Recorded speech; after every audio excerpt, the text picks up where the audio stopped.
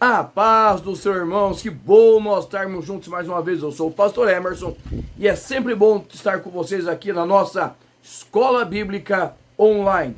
E nós estamos na nossa lição de número 6. É a sexta lição desse primeiro trimestre de 2024, que nós estamos falando de um assunto muito importante. Nós estamos falando sobre eclesiologia, ou seja, o estudo da igreja. Nós estamos falando sobre o corpo de Cristo, origem, natureza e vocação da igreja no mundo. E nós chegamos num tema que é muito importante: a igreja, organização e organismo, certo? Esse é o tema da lição de número 6, a igreja, organismo e organização. Então nós vamos falar exatamente dessa dualidade da igreja, o seu lado espiritual, mas também o seu lado físico. Nós vamos voltar, batendo de novo no tema da igreja universal e da igreja local. Então, quero já de antemão falar para você, pegue aí papel e caneta, certo? Pegue a sua lição de escola dominical, para você poder fazer algumas anotações, para você poder levar para a sua classe, para você poder ajudar os seus alunos, tá bom? Então vamos lá, o nosso texto áureo vai nos dizer assim: escolhei, pois, irmãos, entre vós 7 varões de boa reputação, cheios do Espírito Santo e de sabedoria, aos quais constituamos sobre este importante negócio. A verdade prática diz assim: a igreja é um organismo vivo, contudo, como toda estrutura, ela vai precisar ser organizada. Então, quando nós chegamos em Atos 6, é bem o princípio da igreja, certo? E está tendo uma murmuração, porque os apóstolos não estão dando conta de fazer o serviço espiritual, de visitar os enfermos, de proclamar o evangelho e também de cuidar das viúvas, dos órfãos, que é algo importantíssimo dentro do projeto de Deus. O Senhor, em todo o Antigo Testamento, ele falava dessa ideia de cuidar dos órfãos, das viúvas e do estrangeiro, tá? E a igreja não estava conseguindo cumprir esse papel, então eles se reúnem e decidem que é necessário aumentar o número de obreiros. Então eles vão separar 7 irmãos, que era o número necessário, suficiente para cumprir aquele projeto, tá? E vão instituir o diaconato, que segundo os apóstolos é um importante negócio. Irmãos, preste bem atenção. Não existe ministério maior ou menor, tá? Hoje todo mundo quer ser pastor. Tudo bem, não é errado. Paulo vai ensinar que quem deseja o episcopado, excelente coisa deseja. Mas o importante é você desempenhar o seu papel, o seu ministério, o seu chamado, com muita dedicação, entendeu? Então não existe ministério grande ou ministério pequeno. O que existe? Ministério exercido diante da vontade de Deus. E é isso que está acontecendo aqui. Eles separam 7. Poderiam ser 3, que continuariam não suprindo as necessidades. Poderiam ser 15, que seria além do necessário. Eles separam o necessário. 7 homens. E olha só, isso que é importante notar. Homens, veja bem, de boa reputação, cheios do Espírito Santo e de sabedoria. Então existem qualificações para estes homens que adentrariam na organização, porque eles já estavam no organismo, eles já faziam parte do corpo de Cristo, como a igreja de Jerusalém, mas eles estariam adentrando na organização, fazendo parte de toda a administração daquela igreja nascente, tá? E eu separei um versículo que se encontra em Efésios capítulo 4, versículo de número 16, eu vou fazer essa leitura na NVT, nova versão transformadora, que vai dizer assim: ele faz que todo o corpo se encaixe perfeitamente, e cada parte, ao cumprir a sua função específica, ajuda as demais a crescer, para que todo o corpo se desenvolva e seja saudável em amor. Efésios capítulo 4, versículo de número 16, leitura na NVT. Por que eu peguei esse texto? Porque esse texto vai dar uma boa entrada para você mostrar para o seu aluno qual a diferença da igreja, certo? Organismo e a igreja organização e a interdependência que uma tem da outra, tá? Se você não conseguir anotar tudo, aqui embaixo tem o link do nosso grupo do WhatsApp e eu vou colocar para você esse PDF. Por quê? Aqui eu separei nesse texto 3 pontos que nós devemos frisar a respeito desse versículo, que vai encaixar exatamente na ideia de corpo e organismo, para que o seu aluno possa entender que a igreja ela é tanto organização quanto organismo. Então vamos lá, 3 pontos baseados em Efésios 4,16. Primeiro, é ele quem faz. Toda a criação, toda organização parte diretamente da cabeça. A cabeça é Cristo, aonde ele em seu supremo poder faz tanto no criar, como organizar, como sustentar tudo para a glória de Deus. Então quem constrói tudo, quem organiza tudo, quem é o princípio de tudo é ele, certo? Ele, então veja bem, ele. Depois nós temos a ideia de corpo, todo o corpo, falando dessa ideia de organismo, dessa composição, certo? Aonde um membro faz parte do outro. Aí nós vamos entender depois essa ideia de organismo, certo? No primeiro tópico nós vamos entender bem essa ideia de organismo e de organização. Então todo o corpo, organismo, certo? Todo desempenha, cada um a sua função. E o terceiro ponto, se encaixa perfeitamente. É como, né, e foi exatamente o que aconteceu, que o Supremo Arquiteto, ele vai fazer o quê? Ele vai unir cada parte do corpo, certo? Para que cada uma desempenhe uma função, certo? Uma função própria. Eu estou falando, certo? Para que eu fale, existe o trabalho do meu cérebro que organiza frases, que por conexões elétricas vem para a minha garganta, onde estão as cordas vocais. O meu pulmão sopra ar para que as cordas vocais vibrem. A minha boca, ela tem o trabalho de articular a boca, a língua, certo? E existe toda uma matemática nisso daí. Ok, quem faz isso? Aquele que organiza todas as coisas, certo?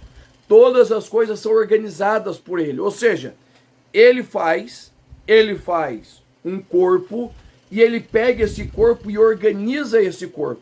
Então marque isso, leve para o seu aluno. Tem papel e caneta aí?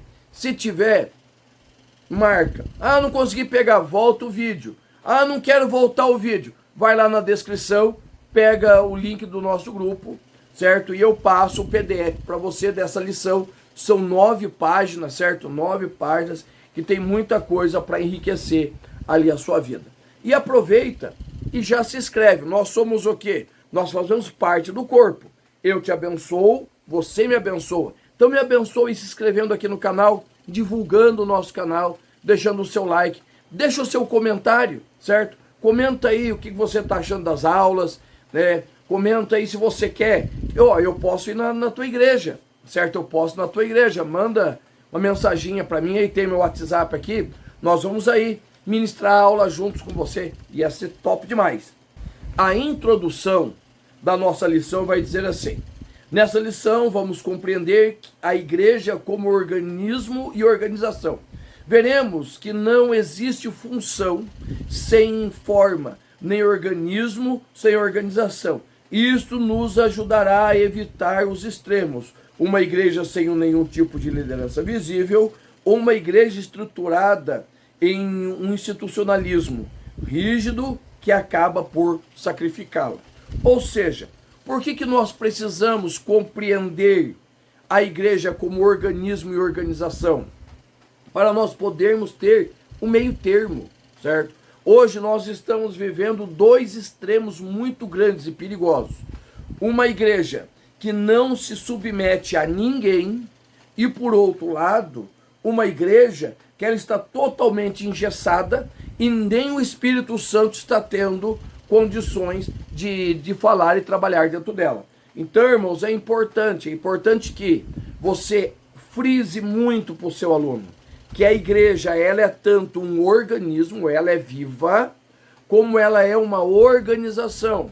Ela pertence a este tempo e ela precisa estar debaixo das leis desse tempo, certo? Daqui a pouquinho eu vou explicar para você o que uma igreja precisa para ela ser considerada uma organização, tá? Daqui a pouquinho, no segundo subtópico nosso aqui, eu vou falar disso, tá? O nosso primeiro tópico diz assim: a estrutura da igreja cristã. Primeiro subtópico, a igreja como organismo, tá? Quando nós falamos de organismo, nós falamos em vida, certo? Ou seja, a igreja, ela é viva. E para nós entendermos isso, nós precisamos ver que uma igreja, ela sendo viva, ela se alimenta, ela cresce, ela precisa ser cuidada, ela precisa ser curada. Então, um organismo, por exemplo, meu corpo, ele precisa de alimento, de cuidado, ele precisa de limpeza. Existe para quê? Para que eu possa me manter saudável. Essa é a ideia da igreja. A igreja é um organismo e precisa se manter saudável, tá? E dentro desse corpo, dentro desse organismo, nós vamos ter diversidades de formas e funções. Ó, vou dar 2 exemplos extremos para você. Vamos lá, vamos ver se você sabe. Qual é o menor órgão do nosso corpo? Você sabe? Tá? Se você não sabe, marca aí, que você vai anotar e vai ser uma dica bem legal para movimentar a sua aula. O menor órgão do nosso corpo chama-se glândula pineal. Glândula pineal. O que é a glândula pineal? É como se fosse uma ervilha entre 5 e 8 milímetros. Ela é bem pequenininha e ela produz o hormônio que regula o nosso sono. Olha que coisa importante.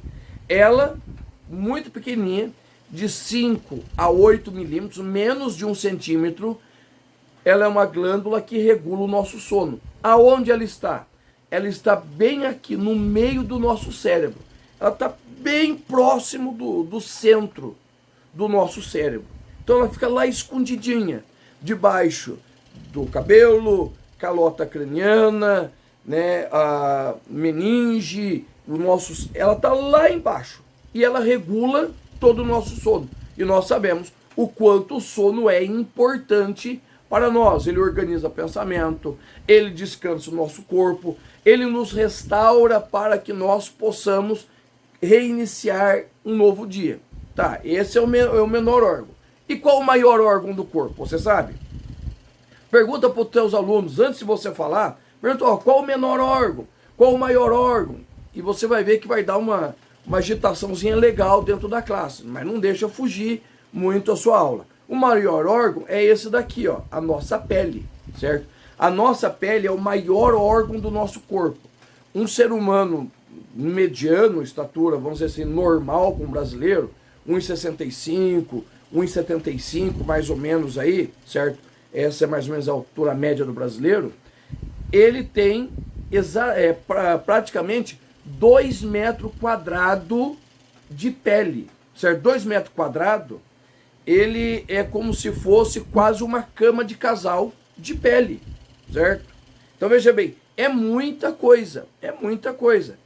E esse órgão, certo, que para nós parece tão simples, mas esse órgão, ele tem a função de cuidar, de proteger o nosso corpo, é como se fosse ali uma proteção, uma capa que vai proteger os nossos nervos, os nossos órgãos, contra a invasão de bactérias, de fungos, de agentes externos, por exemplo, contra o sol. E então ele serve como uma proteção. O menor órgão é a glândula pineal, o maior órgão é a nossa pele, mas veja bem, não tem como viver sem a glândula pineal, porque nós precisamos de sono, não tem como viver sem a pele, que nós precisamos dessa proteção.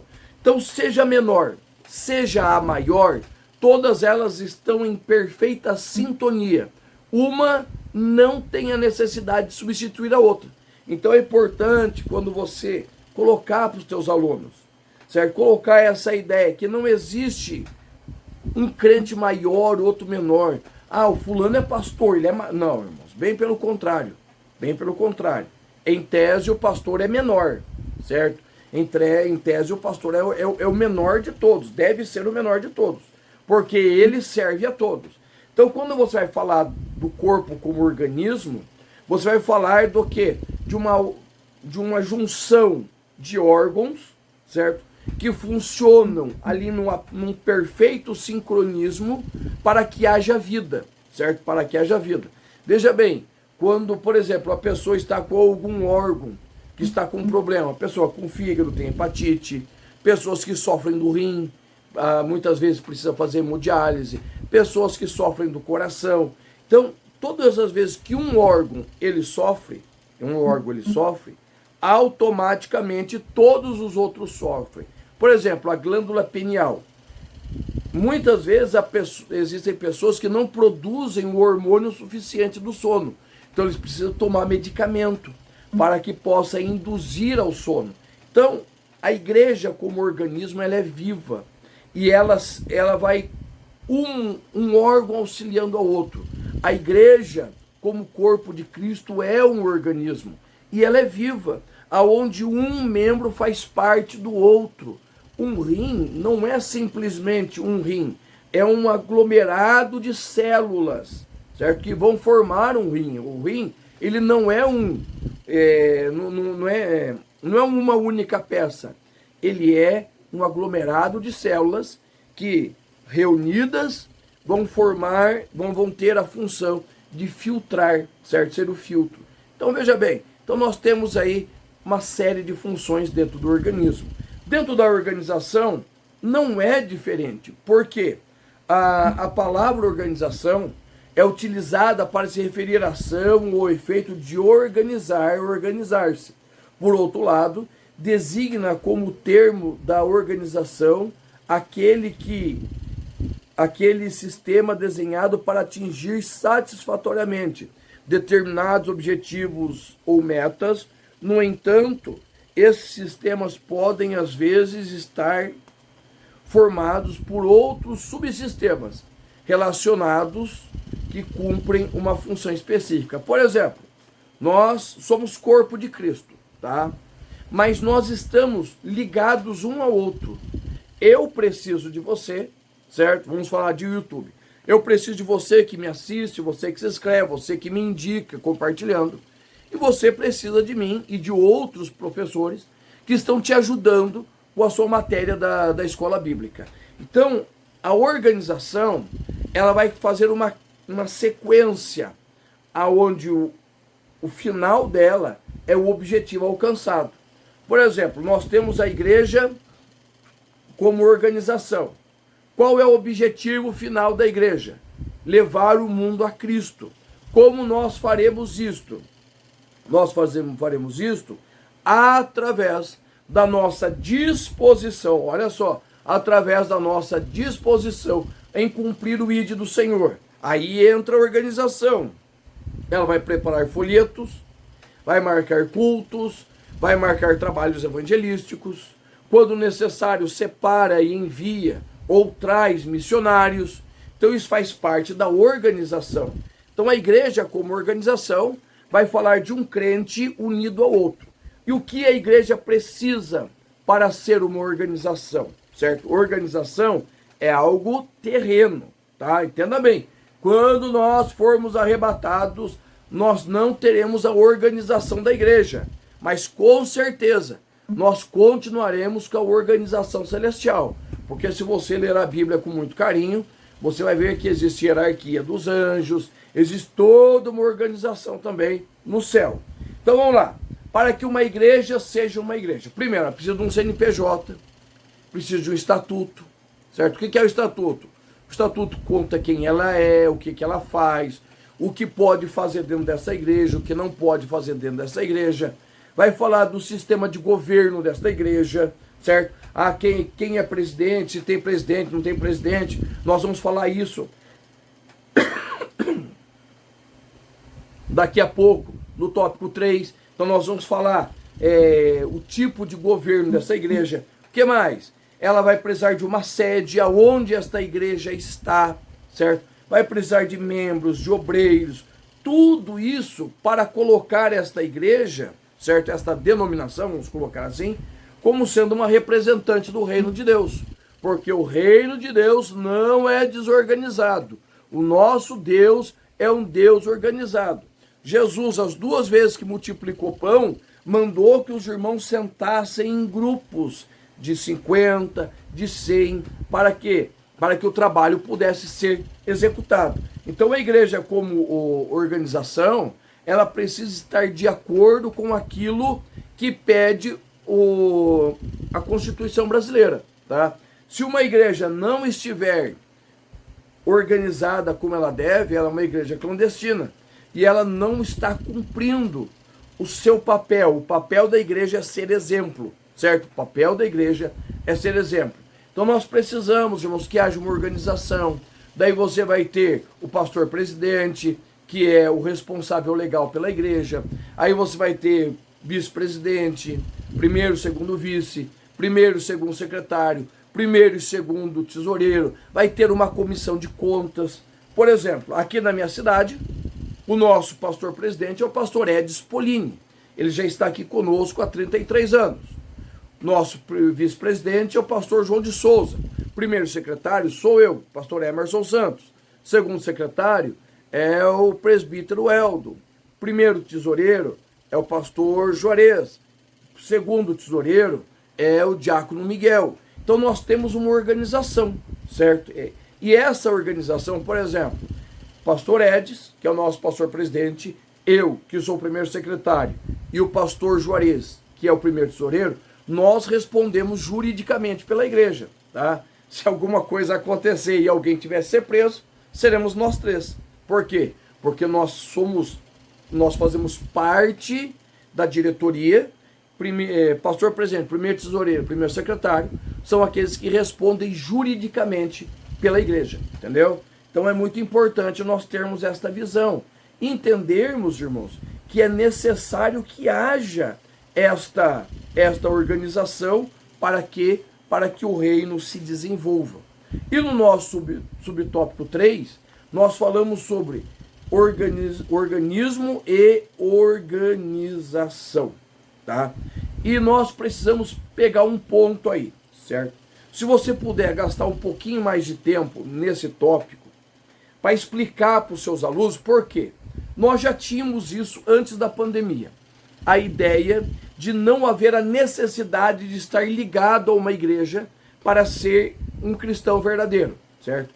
O censo de 2010 trouxe para nós uma palavra que não existia, certo? Uma expressão que não existia. Cristão ou crente evangélico não praticante. Nós conhecemos católico não praticante. Mas foi levantado, se eu não estiver enganado, 10 milhões, aproximadamente 10 milhões de evangélicos não praticantes. O que é isso? Eles não perderam a sua ligação com a fé, mas eles deixaram, por um motivo ou outro, de frequentar a igreja regular, tá? E isso é perigoso. Por quê? Porque nós somos um corpo e não pode ter membro do corpo fora. Eu tenho uma mão, certo? Se eu tirar esta mão e colocar ela do meu lado aqui, certo? E ela não estiver ligada ao corpo, o que vai acontecer? Esta mão, ela vai morrer. O corpo vai sofrer? O corpo vai sofrer. Mas o corpo vai se curar, ele vai cicatrizar. Mas esta mão, ela vai se perder, porque não está ligado ao corpo. E essa ideia de cristão não praticante, de evangélico não praticante, está aumentando cada dia mais. E daí eles se aproveitam dos textos que nós temos lá, 1 Coríntios 3,16, 6,19, que vai falar que nós somos templo, somos habitação do Espírito Santo. Sim, o Espírito Santo habita em nós. Nós somos templo na condição que nós precisamos cultuar sempre. Frisa isso para o seu aluno. Ser templo do Espírito Santo quer dizer que tem que ter culto aqui todo dia. Tem que ter louvor, tem que ter palavra, tem que ter oferta, né? Não só oferta de dinheiro, mas oferta de tempo aqui dentro, ok? Isso é ser templo, isso é ser habitação. Outra coisa é ser igreja. A igreja é a junção dos crentes. É quando os crentes se reúnem para a coinonia, para a comunhão, para estarmos juntos, a ceia, a partir do pão. É o culto congregacional, entendeu? Então é necessário. Veja bem, Jesus vai dizer assim, né? Aonde estiver 2 ou 3 reunidos em meu nome, eu estou no meio. Ou seja, para que a igreja ela se manifeste, precisa ter mais de um, certo? Ele prometeu que estaria conosco todos os dias até a consumação do século. Ponto.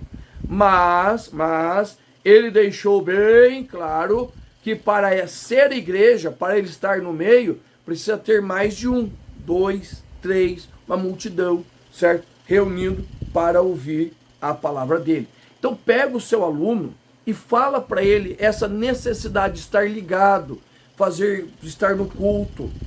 Eu já venho tendo esse contato com esses desigrejados, né, que é a palavra que nós usamos hoje, desde a época da minha adolescência. Eu tinha um irmão que, isso na época, veja bem, na época da fita VHS, certo?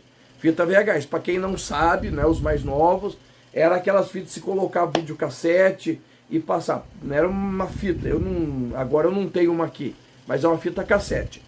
E o que acontece? Esse irmão dizia que não gostava mais de ir na igreja, porque as mensagens que eram pregadas na igreja não satisfaziam a necessidade dele. Então o que ele fazia? Ele comprava fitas de pregadores, fitas de cantores e, entre aspas, cultuava em casa. Irmãos, não é a mesma coisa, certo? Não é a mesma coisa. Porque quando eu estou no culto, preste atenção, quando eu estou no culto, o Senhor fala diretamente comigo segundo a minha necessidade. Quando eu vou ouvir uma mensagem no YouTube, no Spotify, ou no videocassete, como era antigamente, eu pego o título que me agrada. Uma coisa é o que eu quero ouvir, outra coisa é o que eu preciso ouvir, entendeu?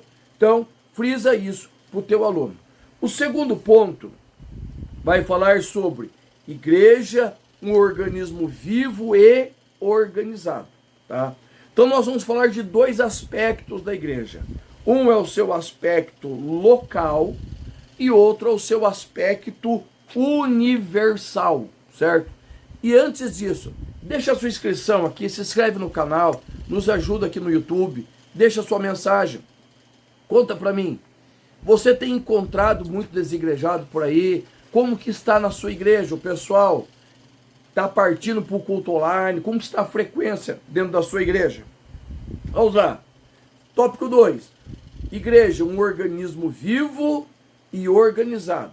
Primeiro aspecto, no seu aspecto local, certo? O seu aspecto local. Veja bem, uma passada bem rápida no Novo Testamento, e o que você vai encontrar? Você vai encontrar a igreja organizada. Era uma organização rudimentar? Era, certo? Por exemplo, veja bem, a igreja da época dos apóstolos, a igreja da época dos apóstolos. A igreja de Jerusalém, que era maior até então, ela possuía 120 membros, tá? Daí no dia de Pentecostes, houve o quê? 5.000 conversões, mas nem todos ficaram ali, certo? Houve uma grande adesão e o pessoal foi se juntando. E começou a haver a necessidade de organização. Então, uma pequena passada, você vai ver que, primeiro, existiam igrejas locais, certo? E eu tenho aqui no PDF, eu tenho aqui 4 pontos, certo? Para te ajudar. Ou você dá um print aí, certo? Ou você abaixa o PDF ali na descrição, tá? Nós temos 4 pontos. Primeiro, havia igrejas locais e autônomas. A igreja de Roma, de Tessalônica, de Filipe, de Éfeso, as igrejas da Galácia eram igrejas autônomas, cada uma tinha as suas peculiaridades. Vá lá para as 7 cartas do Apocalipse, você vai ver que elas estavam próximas, mas eram diferentes entre si, certo? Então, olha lá. Segundo, havia a administração, Atos capítulo 6, versículos de 1 a 4. Havia ordenação de obreiros, Tito capítulo 1, versículo 5 a seguir. Havia relacionamento e assistência social entre as igrejas. 1 Coríntios capítulo 15, versículos de 25 a 24. Ou seja, veja bem, preste atenção, havia já uma organização, era rudimentar, não havia ministérios estabelecidos como nós temos hoje, círculo de oração, não, podia não haver, mas havia uma organização, tá? E isso é importante você mostrar para os teus alunos. Por quê, irmãos? Muitas vezes vão dizer, não, na igreja primitiva não tinha. Tinha sim. Não era como as nossas, mas tinha, certo? Então, isso vai fazer toda a diferença. E outro ponto, tópico 2, no aspecto litúrgico e ritual. Toda igreja organizada possui na sua liturgia rituais. Organização, portanto, é necessário para uma igreja viva. Preste atenção, ó. Nós temos um jeitão assembleiano de cultuar. Começamos o culto com oração, 2 ou 3 hinos congregacionais, fazemos uma leitura da palavra e oramos, abençoando os irmãos que estão no culto. Na sequência, nós entramos nos hinos avulsos, nos testemunhos, e um pouquinho antes da mensagem, nós temos uma palavra, uma oração, e é recolhida as ofertas, certo? É recolher as ofertas, ó, e ensina aí na tua igreja, ninguém tira a oferta, tirar é arrancar, não, nós recolhemos aquilo que é entregue gratuitamente, né, com um bom coração pelos irmãos. Ninguém tira oferta, marque aí, avisa todo mundo, ninguém tira oferta, nós ofertamos com alegria. Nós temos a ministração da palavra de meia hora, 1 hora, dependendo do dia e dependendo do culto, certo? Depois da palavra existe um apelo, certo? Para conversão, reconciliação, uma oração especial, e terminamos o culto com mais uma oração e a bênção apostólica. Isso é um culto assembleiano típico. Ah, irmão, então esse é o culto que deve ser seguido. Não, porque não ficou registrado nas páginas do Novo Testamento como deve ser o culto, certo? O culto deve ter alguns elementos: oração, louvor, ministração da palavra, ofertório. Isso deve estar no culto, mas não existe uma liturgia rígida. Cada igreja, por exemplo, tem igreja que passa o culto inteiro em pé, canta, que não tem hino avulso, são todos hinos congregacionais. Umas igrejas permitem bateria, outras não permitem. Então, cada igreja tem o seu modo de ser, certo? O seu modo de ser. E isso, irmãos, não interfere em nada na sua posição dentro do reino, tá? É importante você frisar isso. Todas as denominações têm a sua forma de cultuar. E cada uma independe da outra, certo? Cada uma independe da outra. E para nós irmos encerrando, nós temos o nosso tópico de número 3. Vai falar do governo da igreja nas diferentes tradições cristãs. Isso quer dizer que nós temos 3 tipos principais de governo. Irmãos, vou juntar tudo num saladão e depois nós vamos falando. 3 tipos de governo. Primeiro, episcopal. Segundo, presbiteral. Terceiro, congregacional. E eu vou deixar o quarto tópico bem pro finalzinho. Vamos lá. Episcopal. Tem um líder maior, certo? Episcopos, que seria bispo, certo? A palavra episcopos é a palavra grega para bispo, tá? E ele é o líder supremo da igreja. O maior exemplo é a Igreja Católica, que tem o Papa como sendo ali o seu representante maior, certo? Representante maior. Por quê? Não é porque ele está na diocese mais importante, que é a diocese de Roma. E daí cada cada cidade tem as suas dioceses. Mas como o Papa está na diocese de Roma, ele é o bispo, certo? Mais importante. Você pode ver que o Papa é chamado de bispo de Roma. E o que é bispo é um supervisor. Ou seja, é alguém que tem a última palavra. A última palavra. E é interessante notar, uma curiosidade para você, que o padre, ele não é chamado de... Ele é, lógico, leva o título de padre, mas na verdade o padre é um presbítero. Você não sabia, né? Mas dentro da organização católica, o padre ele é um presbítero. E quando ele é ordenado, né? A carta que ele recebe é a Ordinárias Sacerdotales, certo? Que ele é ordenado a presbítero, né? Ele recebe o título de padre, mas ele é um presbítero. E nós temos, por exemplo, a Igreja Universal, a Igreja Mundial, a Internacional da Graça e outras igrejas, né? A Igreja Deus é Amor, eles têm um líder maior, que todos se reportam a ele, certo? Hoje a Igreja Deus é Amor já está mudando, certo? Mas tudo era resolvido por quem? Pelo missionário Davi Miranda. Na Universal, Bispo Edir Macedo. Na Mundial, o Valdomiro Santiago, e assim por diante, certo? Então, não é só a Igreja Católica, mas nós temos outros exemplos aí.